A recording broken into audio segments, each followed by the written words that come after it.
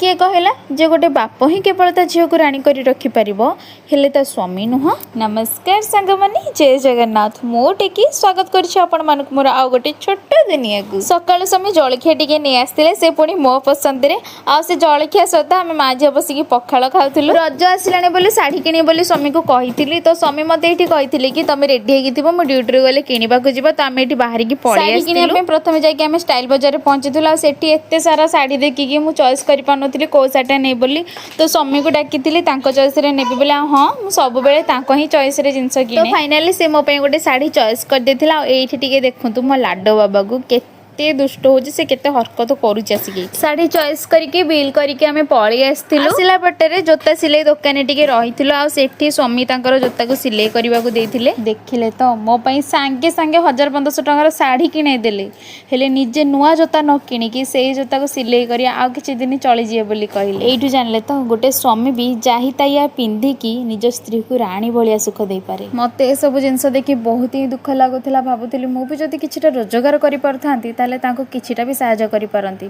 देखा जाओ से दिन मते भगवान केबे आणुचंती। तापरे दीदीटा जगार गुपचुप खाए घर को फेरी आसला। आईटी देखते ये साइटा मो स्वामी मो चॉइस करके आनी केमती लगुच मत कमेंट निहाती जनइबे। रही जय जगन्नाथ।